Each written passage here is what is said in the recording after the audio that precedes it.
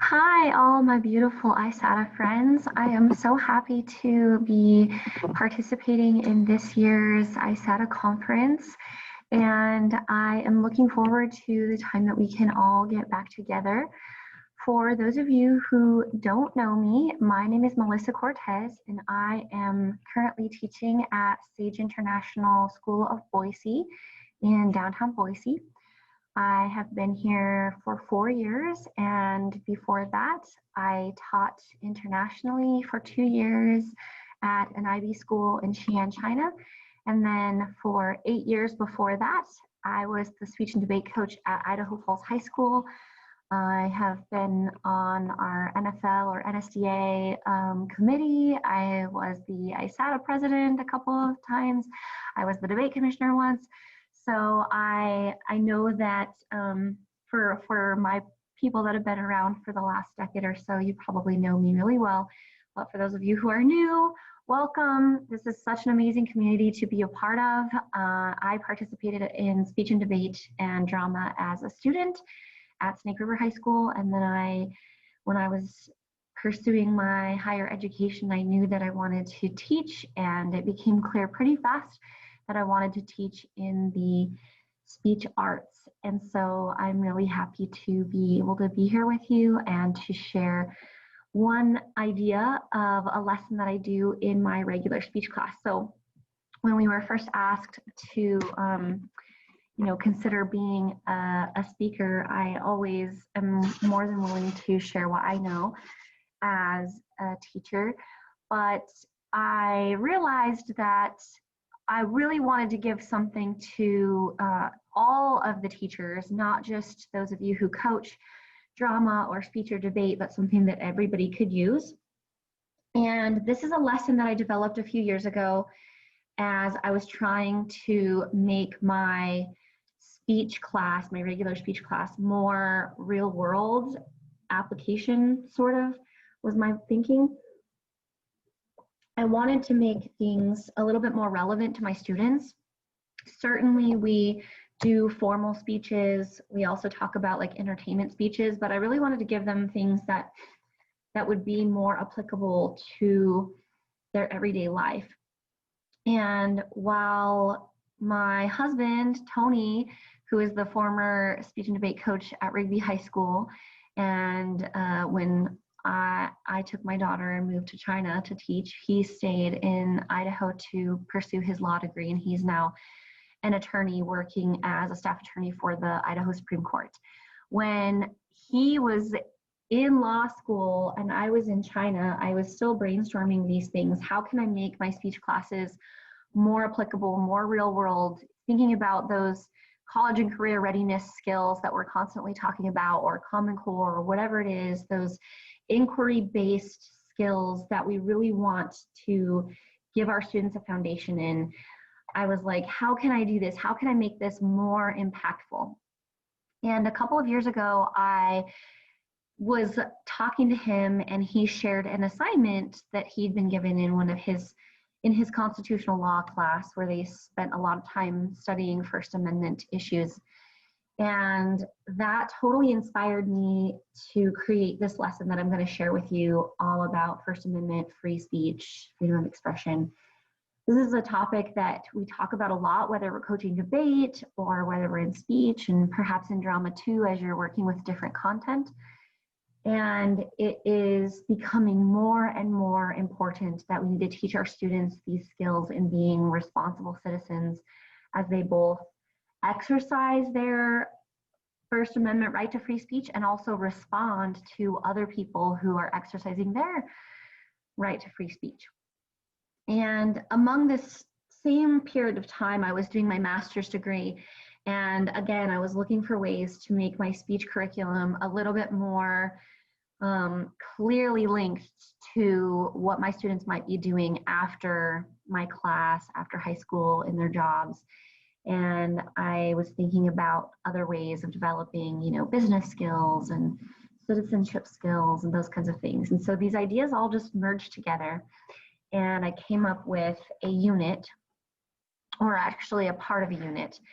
And I created this lesson and stole ideas from my husband's class and some of the things that I was doing in my master's program, and created this task, unit, lesson, whatever you want to call it, to allow my students to really explore the complexities of free speech.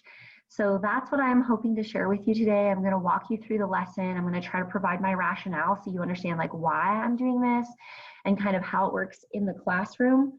So I know that a lot of people teach speech at different grade levels. I have taught this particular lesson section to 9th and 10th grade students at my school here at Sage.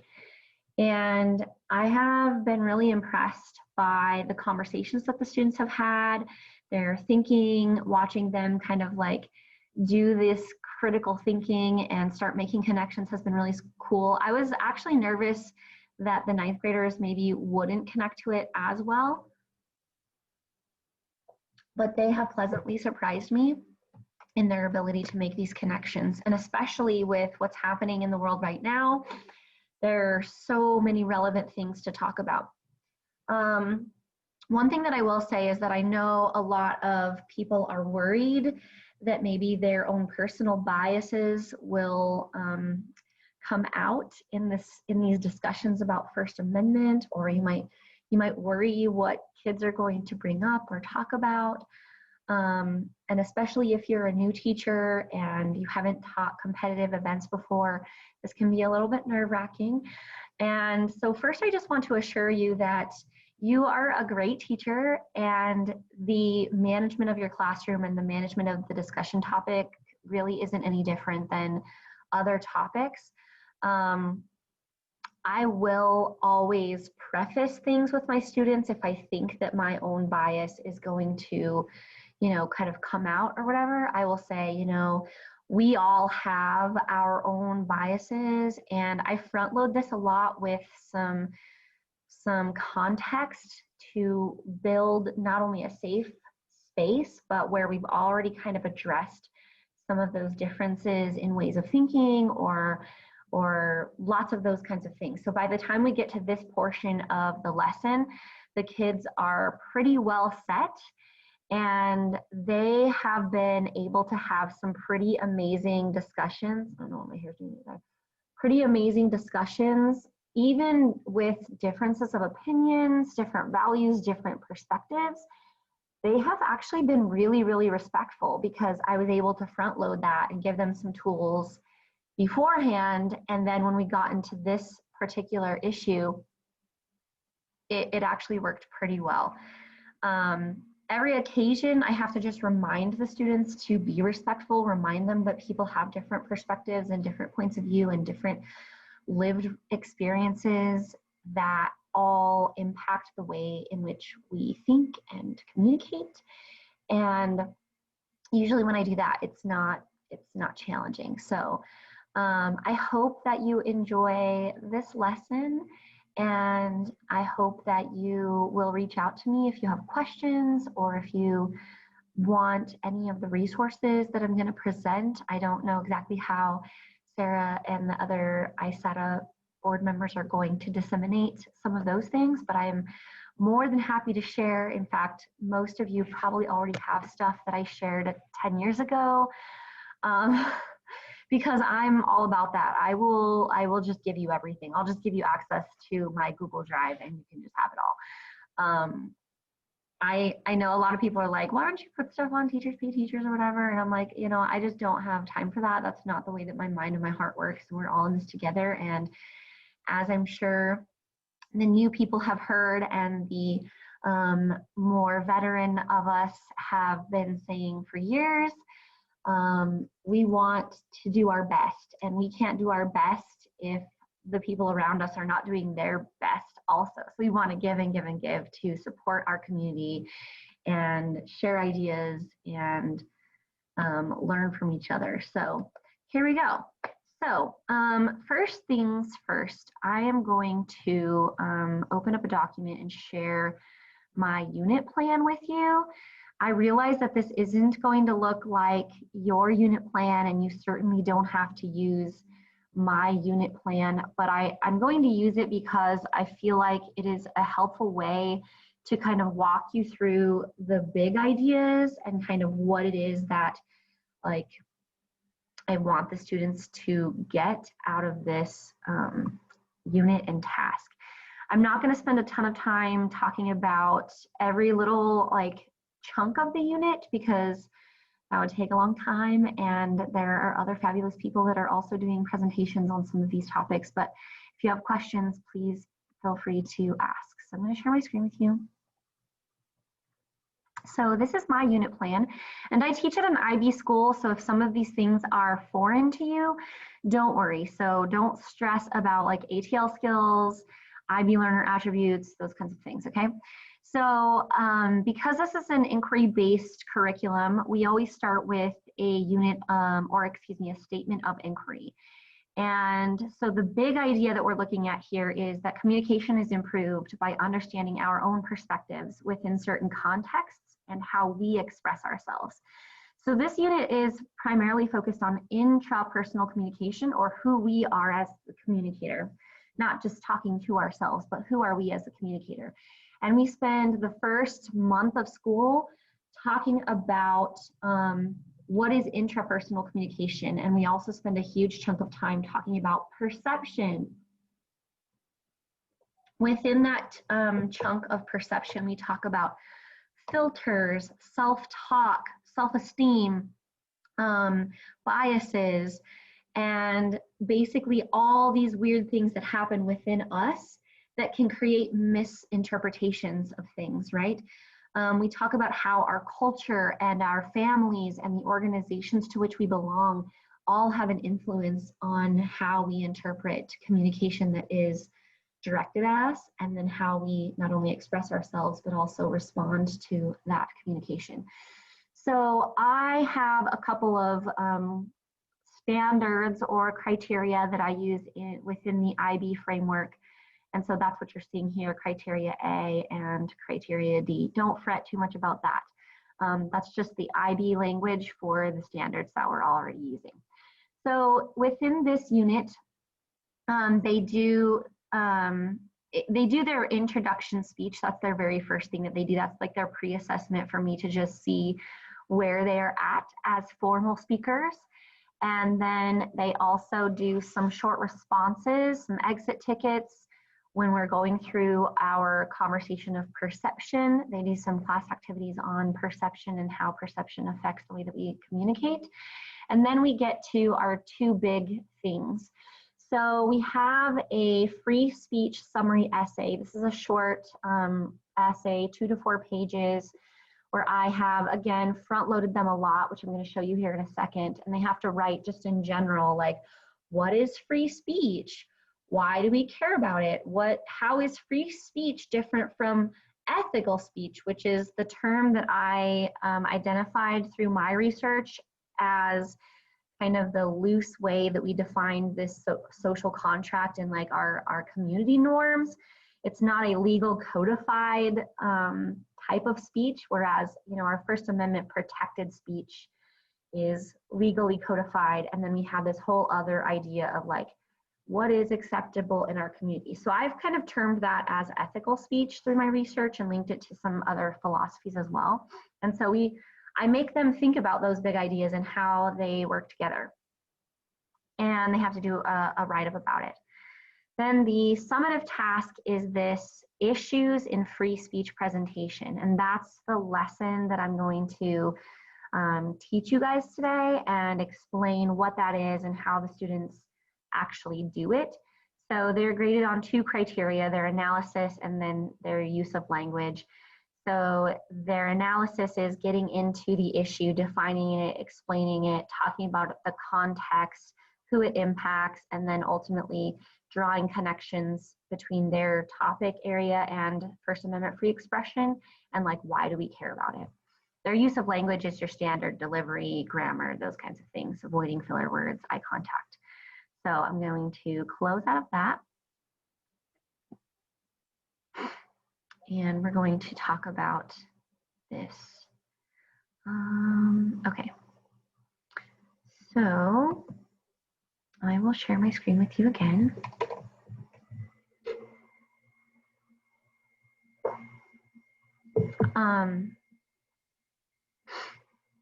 The first thing that I usually do is, like, the class period before I start this whole chunk of stuff, I will tell the kids, hey, our next assignment is going to be connected to free speech and the First Amendment. So I want you to be thinking about that so that when you come to class tomorrow, we're going to have a discussion, and I want you to be able to share your ideas. And this really gives the students some thinking time and an opportunity to really, I hope, I mean, some of them are going to forget and they're not going to do it. And some of them are just going to BS it and they're not going to give, they're not going to give it a lot of thought. But a few of them are really going to think about it. And then they're going to come back to the class and have some really good definitions, and they're going to add to the discussion. I am actually just at the end of this lesson right now in distance learning, because Sage has been online since day one. So we are just finishing up our 6th week of school. 6th week, I think? Yeah, I think 6th. 6th or 7th week of school. Anyways, and my students will be presenting these next week. So I've done this even on Zoom, even with shortened classes, and it's going to be okay. It's working out okay. We've had some okay discussions. The kids are not as actively involved vocally on Zoom as they are in my class. That makes me a little bit sad, but here we go. So once they come to my class, I share this PowerPoint with them, and we talk all about, what does free speech mean to you? How would you define that? What does that look like? And I let them kind of just throw a bunch of stuff out there and let it kind of hang in the air, even if they say things that are like really like, okay, yeah. And then we start breaking this down. We start like deconstructing this idea of free speech. So I have this slide that asks the question, can I say whatever I want? And so we address that first. Like, a lot of people think, oh, I can say whatever I want, right? So it's my free speech. I can say what I want. I can do what I want, whatever, blah. And then we start talking about this more narrow definition of how it is legally codified in the Constitution and how it's applied at the federal and state level. So I also have this question here. Free speech is a right in the United States, but what happens when you cross the line between free and unethical speech? And that's where we start digging into the complexities. And the discussion is definitely an important part. Don't skip that part, okay? And don't just talk directly at them. I unfortunately had to be gone during my A-day class of this lesson. So I had to just record me doing this lesson. And if you want a copy of that, I can send you the YouTube link. And it certainly isn't as fun just listening to me talk about it and kind of talk through it the whole time. But that's what had to be done for that particular class. My B-Day class was much better because I was able to be there in person and engage with the students. So then we start talking about, okay, what happens? What does that sound like? What do you think of this? And we start just doing a lot of hypothetical scenarios, right?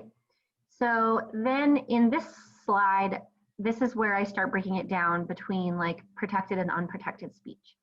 Okay, and I have a little excerpt here that clarifies it a little bit more. The right of people to express their opinions publicly without governmental interference, subject to the laws against libel, incitement to violence, or rebellion. And so now we start breaking it down. We're like, oh, okay, so we're just talking about government interference. We're not talking about interference from other private citizens, right? And what is that all about? That's crazy. what is going on. So then we start talking about what kinds of things are considered protected speech, protected from the government, protected from government consequences, you know, being arrested, those kinds of things. And then we also talk about types of speech that are not protected, and how there are specific things that are even limited by the federal government. So you can't just say whatever you want. In fact, there are a lot of limitations on our free speech. But then we also talk about how we also have consequences from the community and the people around us, and that it is completely legal for entities like Facebook to censor you, or for a business to, you know, refuse to serve you if you're wearing, you know, a political jacket or something. We also did talk about protected classifications of people as far as like business discrimination, but groups who wear political jackets are not considered a protected classification. And so businesses could hypothetically or in reality kick you out if you are expressing yourself that way, or verbally expressing yourself that way. And so we talk about those things, and I let the kids kind of wrestle with that, and I let them ask a lot of questions. And one of the other things that I really emphasize a lot in this section of the dialogue is the marketplace of ideas. And this is a concept, a theory, if you will, that is often misunderstood. Sometimes people assume that the marketplace of ideas means that everybody comes together and that everybody gets to say whatever they want and everybody gets the same amount of airtime, and we all have to listen to each other. But if you read into the philosophy and the theory more deeply, you learn that that's not the intent of the marketplace of ideas. It's not a place where everybody gets equal airtime. The whole point is that yes, people come together, and yes, people can say whatever they want, but that we do have the ability and responsibility to criticize those ideas that are not good for the group or society or whatever it is, and that we have the right and the ability and the responsibility to get rid of the bad ideas, whatever those may be. And so when we come together and we start expressing ourselves, we have a responsibility to each other. And so we talk a lot about that responsibility we have to each other. And then I give them some things to think about as well as we move into this idea of ethical speech. So again, this is just a term that I extracted from the research that I have done. There are like philosophical writings about ethical speech in a more defined way. I'm not necessarily using it in terms of ethics as a philosophy, but more as, hey, the community standard. And if you say the F word to grandma, she might wash your mouth out with a bar of soap. Or if you are being offensive at your workplace, you could get fired or kicked out. And so we talk more about this idea of ethical speech. And this definition is just a general definition of ethics pertaining to or dealing with morals or the principles of morality pertaining to right and wrong. And I make it very clear that one of the issues is that who decides what is moral, who decides what is ethical, and that this is where a lot of challenges kind of occur, and that generally as a community or as a society, we have some socially agreed upon norms, but that those are always evolving and changing. And so then we talk about different types of examples of ethical speech, like what if, if you're treating others with respect, would you consider that ethical? Or if you're expressing yourself without filters, what does that mean? And does a filter mean I'm not swearing, or does that mean that I'm honest? Or like there's a lot of, it just leads to more questions, honestly. So then we talk about, okay, if we truly respect, people's right to express their opinions, how important is it to allow people to express opinions that we don't agree with? And we spend some time talking about that, because that is a huge issue, right? To what extent do we allow people to express their opinions, especially if we don't agree with them? And so we talk about that as individuals, and then we talk about that, like, what is the government's responsibility? You know, should the government be allowed to decide what is appropriate and not, what is offensive or not? And so we wrestle with these ideas a lot. And so far, the consensus has been that yes, the government should not censor people just because they disagree with the ideas, that the limitations that we currently have, like inciting to violence or severe harassment, those things are fair limitations that the government should have, but that the government should not have the ability to censor ideas that it, doesn't agree with. And so then we start talking about these arbitrary lines. Okay, so the government doesn't have this, but what about this? What about this? What about this? And we talk a little bit about the various stances that the Supreme Court has taken in different cases as well, and I give them some examples of that. This is all part of that discussion of getting the students to think about free speech in a new way, because they're young and a lot of them think, oh, I can just go out and say whatever I want. And I use Facebook a lot. Like, how many of you have ever experienced a time when somebody posted something on Facebook and maybe they didn't have some facts, or it was an opinion that you disagreed with, and so you offered some kind of refutation or counterpoint or counter evidence or some evidence, and their response was, this is my wall, this is my Facebook page, I can say what I want, you're violating my freedom of speech by trying to shut me down. And of course, most of the students have experienced somebody like this. And so then we talk about, like, okay, just because we disagree with each other, that is not in and of itself a violation of each other's free speech. That is the marketplace of ideas working exactly the way that it's designed to do. We are supposed to have these hard discussions. We're supposed to have refutative discussions, and we're supposed to offer counterpoints and counter evidence so that we can get closer and closer to either a socially agreed upon norm or closer and closer to a version of truth that we all can kind of live with to a degree, right? So then I flip that a little bit and say, okay, how many of you have ever felt like your freedom of speech was being violated by other people? Okay. Now that we've had this discussion, how do you feel about that? Do you think that it was fair for you to argue that your free speech was being violated, or that your free speech was being infringed upon simply because they disagreed with you or whatever? And what is our responsibility to both, to what extent should we listen to disagreeing ideas, and to what extent, like, how should we respond to that? And that's not something that I have an answer for, but I do want the students to think about that. And I do explain to them, like, it is okay to, stop listening at times to certain things if you wholeheartedly disagree, but always be open to the possibility that you might be wrong. Always be open to the possibility that you might be wrong. And if people are at least being, kind-ish and not just be doing name calling and being rude and swearing a lot, that maybe, just maybe, you could listen, or at least consider their position, at least come to an understanding of, like, okay, I don't agree with you, but I can see how you got to that conclusion, right? So we talk about that a lot. All right, so then we get to some of the tasks. Okay, so what is the issue?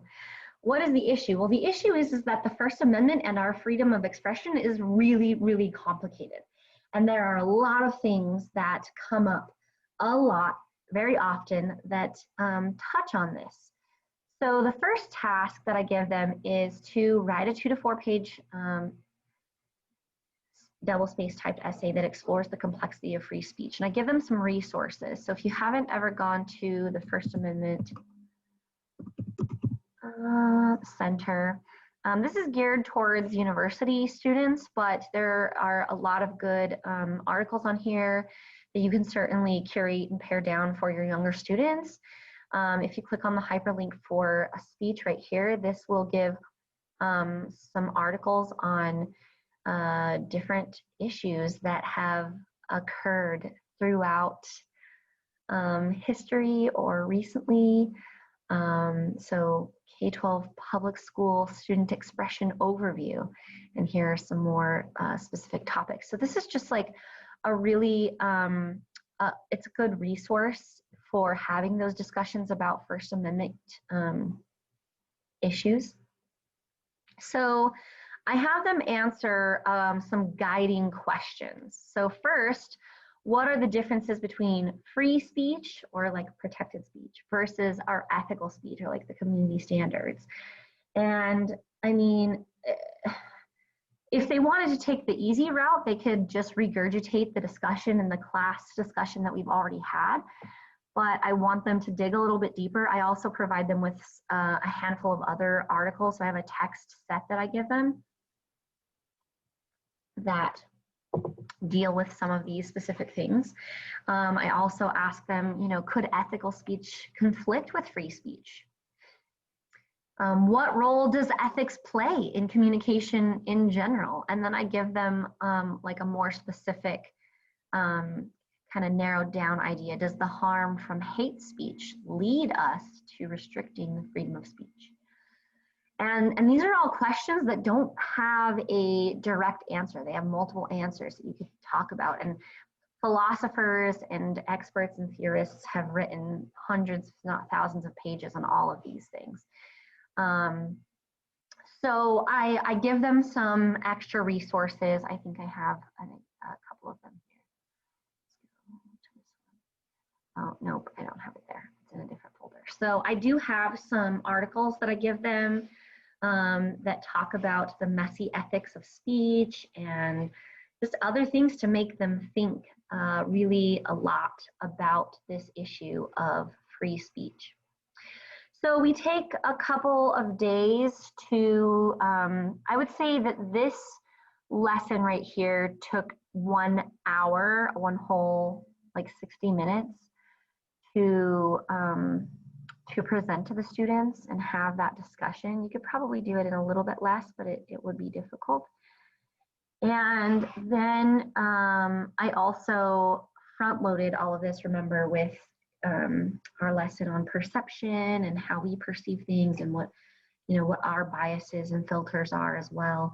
And then I also spend some time going over some of the articles that I've asked them to read, to introduce the articles and any vocabulary that they might not understand, to kind of chunk this down. Mm-hmm. So then the next thing we do is we come back together and we talk about some more specific issues that are connected to free speech. So we spend a little bit of time talking about those issues that you saw listed there on the First Amendment Center page. And then I go over this one. We've already talked about the formative task, and then I introduce the summative task. So I introduce this summative task really early so that they know what they're working towards. So they're going to give a presentation using some kind of multimedia like slides or Prezi or video. And for this particular task, I allow them to work as an individual or with a partner, because it is a lot of like in-depth analysis. And so some students find that it's a little bit easier to work with a partner.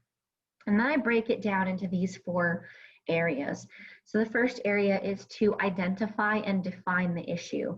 So I would, like if a student wanted to choose a topic on some kind of censorship, I would really encourage them to narrow it down to a type of censorship, like MPAA ratings or book censorship or cancel culture or those kinds of things, just to make it a little bit more direct and explicit. Then they have to provide research and support for describing the context. How did this issue even come to be in existence?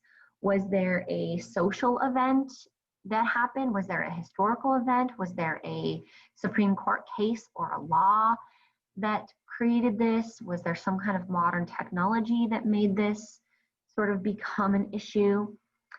What is the context of this issue? Then the third thing is the people that it impacts. Who does this issue impact, either in general or really, really specific? So they could talk about specific types of people or specific groups of people, or they could talk about it in a, in a broader context, a broader impact area. And then the fourth area is to explain and discuss the implications or the impact of the issue. Essentially, they need to connect it to the First Amendment. How does it connect to the First Amendment? And then why do we care? How does this impact me, Miss Cortez, a white lady in mountain, northwest, western Idaho? Why do I care about this? Okay. And likewise, why do we all in our class, why should we care about this? Why should we think about this? Yeah, just basically, why do we care? The presentation does not have to solve the problem. It doesn't need to tell us what we should do to solve censorship or to solve cyberbullying or those kinds of things. Certainly, if there's research out there to extend my students' learning, I will encourage them to do that. You know, if a Supreme Court case has happened or if states have started doing different things, then I would encourage them to do that or include that as a stretch activity, but they're not required to. These are the four things that I want them to get into. Like, what is this? What does free speech mean and why do I care? Okay. How should I react if somebody that is related to me, like my auntie or my uncle, is posting things on their Facebook that I totally disagree with, or that I feel has no evidence, or that I feel is offensive or discriminatory? How do I react to that? Or how do I react when people tell me that I'm violating their free speech, or when I feel like my free speech is being limited in some way? Those are the kinds of connections that I want them to think about. So then I give them a brief overview of just some possible topics. And if you can get your hands on a constitutional law textbook, you will find that most of the articles in the Constitution, in the constitutional law textbook, are only just a few pages, like in the table of contents, maybe 2 pages. The section on the First Amendment is like 3 times as big because there are a lot of things here, right? So I don't want to totally overwhelm the students, and so I give them this list as a starting point. And I also explain to them, hey, if your topic touches on things that might be perceived as inappropriate for class or offensive or whatever, you can still talk about those things without, you know, showing the offensive pictures or obscene stuff or saying those words, because we are required to be here together and we do have to be considerate of our classmates. But I don't want my students to feel like they can't talk about those things. And depending on the maturity level of the students as well, if a student wants to do their presentation on a really specific topic, like I had one student choose to do her presentation on nudity in art. And just because I knew that student really well and she had given me a good rationale as to why she wanted to do it and what she was going to talk about it, I was like, absolutely, you can totally do that. You know, I will 100% back you up on that topic. So these are just some of the ideas that I offer to my students. I also give them a stretch activity to talk about what role culture plays in our understanding of free speech and ethical speech.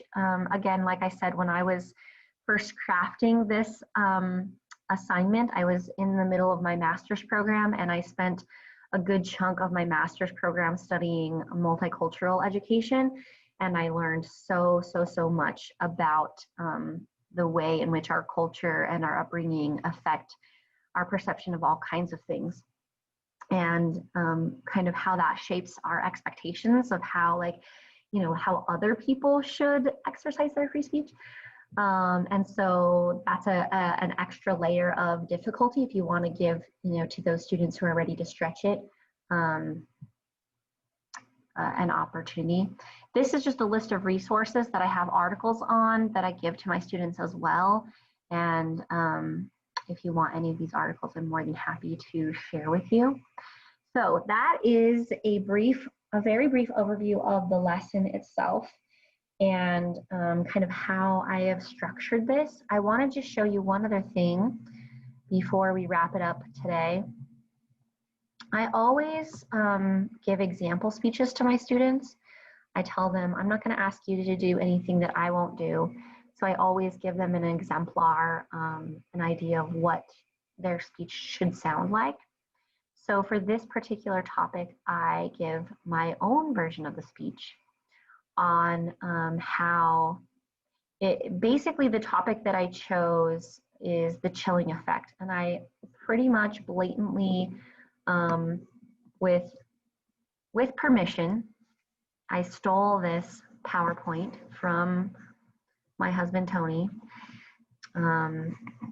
because he was doing his First Amendment, or his constitutional law class, also at the same time that I was developing this lesson, and he had to do a project, essentially this project, where he had to hone in on a specific issue connected to the First Amendment. And so I carefully asked his permission to steal his PowerPoint and his topic to use as an example to my students of what their presentation would look like. So this presentation is all about the chilling effect, or the impact of government surveillance on our First Amendment free speech.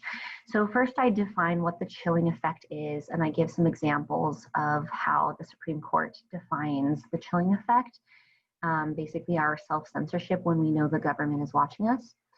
And then I link this directly to our modern digital media usage. And I use these numbers to show just what percentage of people are actually using digital media. And of course, it's higher now, but even just in 1 year, it jumped 10%. So people are using digital media a lot, and it's not just for cat memes, it's also for our constitutionally protected First Amendment right. And more people are using the internet to exercise their First Amendment right to free speech. They're having those conversations. And certainly we could talk about, you know, social media censorship as a possible infringement. As of right now, it's not, because they are private corporations and they are not defined as commodities. So they do still retain the right to not allow people to post things and block things. But we may see that evolving after a while. But it is modern digital media is also a place where we use and actively participate in our First Amendment right to free speech. So then I talk about government surveillance and how the government is collecting all of our information. I go through several slides talking about why, you know, what the government is doing, how we know they're doing it, what programs they've used, what kinds of information they're collecting, how they're still collecting information because the NSA continues to expand its infrastructure.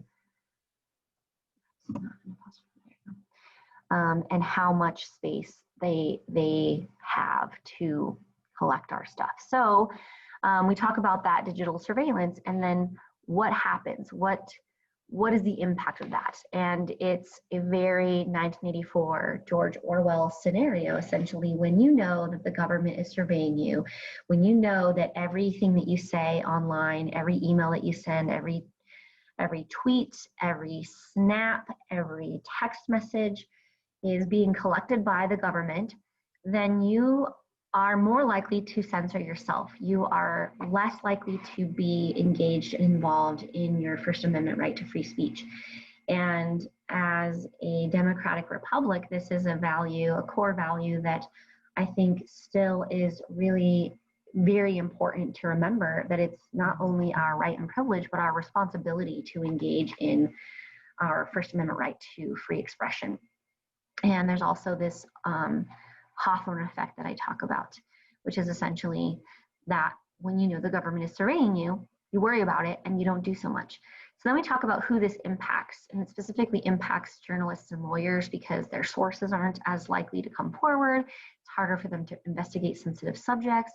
For lawyers, they face, their clients not trusting them. If they know that their emails could be hacked or collected or something, they might not be as forthcoming with their lawyer, and that's bad. And it also affects us in general. And then I talk about, essentially this would be like the inherent barrier of why this is still an issue, because of a particular type of ruling at the Supreme Court level that has made it really difficult for people to prove that they were actually harmed by surveillance and the chilling effect. But then I briefly talk about why, the deterrent effect of First Amendment rights is bad. Both Justice Douglas and Justice Breyer wrote in dissenting opinions how any reasonable probability of an infringement is enough. That should be the threshold of standing. And that we need to think about this. We need to be aware of this because it is, like I said, our right and responsibility to participate in our First Amendment right to free speech. And we should be cautious about how much and what the government collects of our digital data, how much control they could have on our digital communication, and how this could impact people and make it more difficult for people to engage in those civil discussions. So I give my students this example as an exemplar of what they could include in their summative project. And then they come together. I also